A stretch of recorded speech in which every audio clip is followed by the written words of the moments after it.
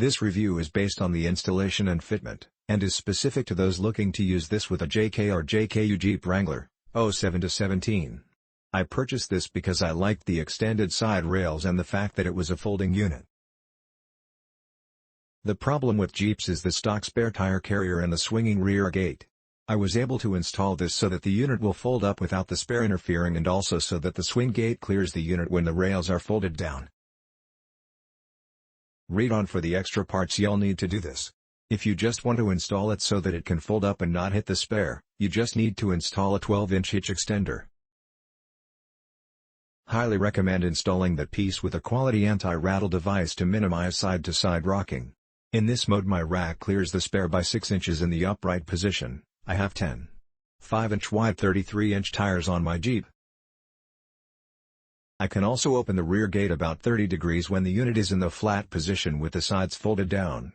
The gate hits at about 30 degrees, but it is enough to reach into the back. In this configuration the unit sits about as high as the bottom half of the spare.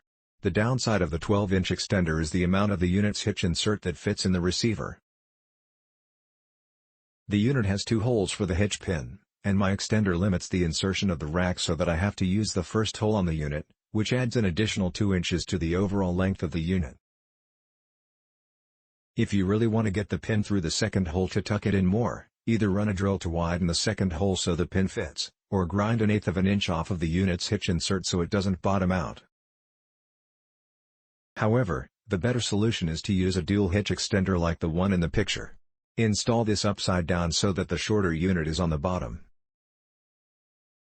In this mode, the basket sits slightly lower, but you can insert the hitch insert all the way to the second hole and still have 4 inches between the spare and the basket when folded up. As a bonus, the spare tire and gate completely clear the unit when the sides are folded down.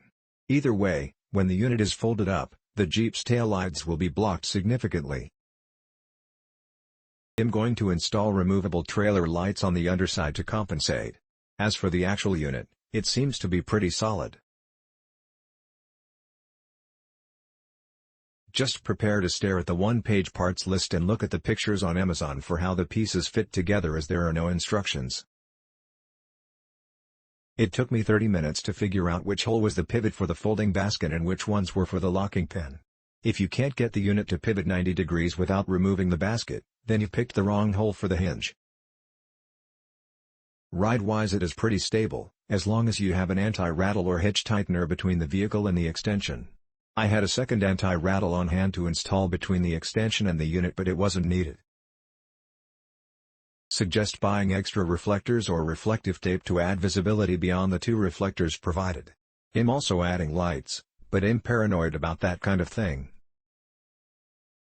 Click link in description for more reviews.